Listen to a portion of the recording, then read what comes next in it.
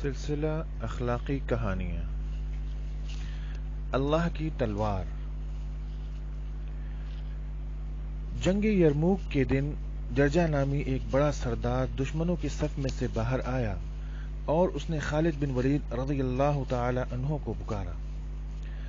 حضرت خالد رضی اللہ تعالی عنہ اس کے پاس آئے اور اتنے قریب آئے کہ دونوں کے گھوڑوں کی گردنیں مل گئیں۔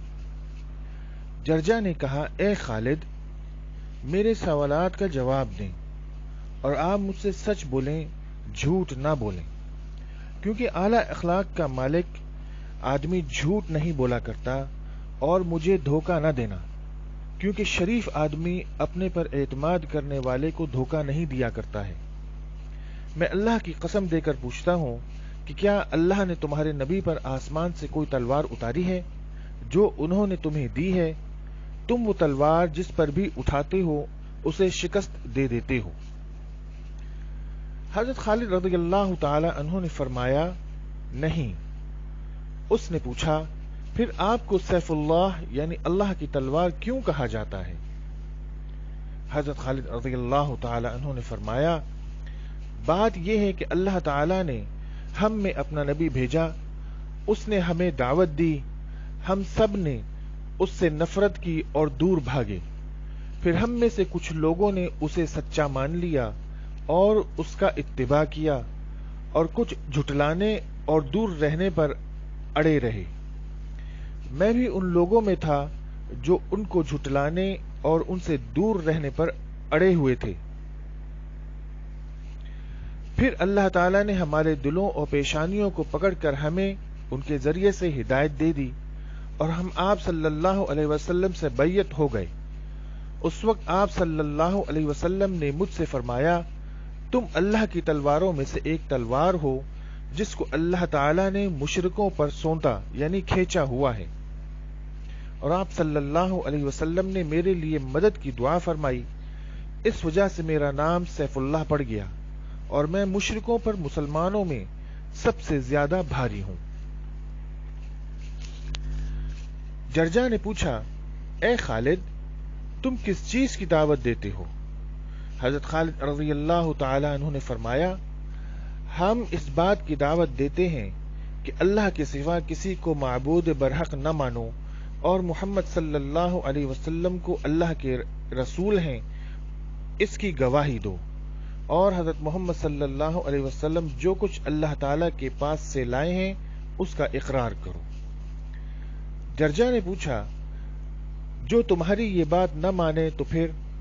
حضرت خالد رضی اللہ تعالی عنہ نے فرمایا، وہ جزیہ یعنی اسلامی حکومت میں غیر مسلموں سے لیا جانے والا سالانہ ٹیکس، جس میں بچے، عورتیں، بوڑھے اور مذہبی پیشوا شامل نہیں، ادا کرے، ہم اس کی ہر طرح حفاظت کریں گے۔ جرجا نے پوچھا، اگر وہ جزیہ نہ دے تو؟ حضرت خالد رضی اللہ تعالی عنہ نے فرمایا، ہم اس سے اعلان کر کے لڑائی شروع کر دیتے ہیں۔ جرجا نے پوچھا، جو آدمی تمہاری بات مان کر آج تمہارے دین میں داخل ہو، اس کا تمہارے نزدیک کیا درجہ ہوگا؟ حضرت خالد رضی اللہ تعالی عنہ نے جواب دیا، اللہ تعالی کے فرض کردہ احکام میں ہم سب برابر ہیں، چاہے کوئی سردار ہو یا عامی، پہلے اسلام لایا ہو یا بعد میں۔ جرجا نے پوچھا، جو آج تم میں داخل ہوا ہو اسے بھی تمہارے جیسا اجر و ثواب ملے گا؟ حضرت خالد رضی اللہ تعالی عنہ نے فرمایا، ہاں، بلکہ وہ تو ہم سے افضل ہے۔ جرجا نے کہا، اللہ کی قسم، آپ نے مجھ سے سچ سچ کہہ دیا ہے اور مجھے دھوکہ نہیں دیا۔ پھر جرجا نے اپنی ڈھال کو پلٹ دیا، جو جنگ نہ کرنے کی طرف اشارہ ہے، اور حضرت خالد رضی اللہ تعالی عنہ کے ساتھ ہو لیے اور ان سے کہا، آپ مجھے اسلام سکھائیں۔ حضرت خالد رضی اللہ تعالی عنہ نے ان کو دائرہ اسلام میں داخل کر کے 2 رکعت نماز پڑھائی۔ جب حضرت جرجا رحمت اللہ علیہ حضرت خالد رضی اللہ تعالی عنہ کے ساتھ چل پڑے تو رومی یہ سمجھے کہ حضرت خالد رضی اللہ تعالی عنہ نے ہمارے سردار کے ساتھ کوئی چال کھیلی ہے، اس لیے اس زور سے اچانک مسلمانوں پر حملہ کیا کہ ایک مرتبہ تو مسلمانوں کے قدم اکھڑ گئے، صرف حفاظتی دستہ اپنی جگہ ثابت قدم رہا، جس کے ذمہ دار حضرت عکرمہ رضی اللہ تعالی عنہ اور حارث بن ہشام رضی اللہ تعالی عنہ تھے۔ رومی مسلمانوں کے بیچ میں گھسے ہوئے تھے۔ یہ دیکھ کر حضرت خالد رضی اللہ تعالی عنہ اپنے گھوڑے پر سوار ہوئے اور حضرت جرجہ رحمت اللہ علیہ بھی ان کے ساتھ تھے۔ مسلمانوں نے ایک دوسرے کو پکارا، جس پر سارے مسلمان واپس آ جمع ہو گئے اور رومی اپنے مورچوں میں واپس چلے گئے۔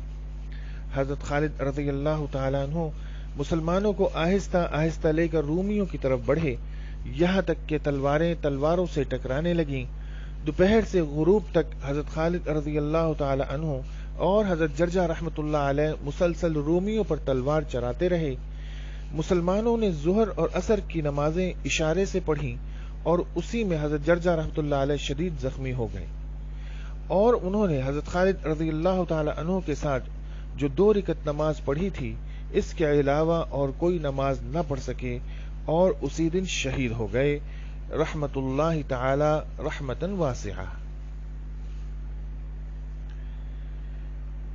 اس کہانی سے جو سبق ہمیں ملا یا جو سبق ہمیں ملتا ہے وہ یہ کہ صحابہ کرام رضی اللہ تعالی عنہم اجمعین کفار کے سامنے فرماتے تھے کہ ہم اس لیے بھیجے گئے ہیں کہ اللہ کے بندوں کو لوگوں کی غلامی سے نکال کر اللہ کی غلامی میں لائیں، مال کی محبت دل سے نکال کر اعمال صالحہ کی طرف متوجہ کریں اور دنیا کی فکر سے آزاد کر کے آخرت کی فکر پیدا کریں۔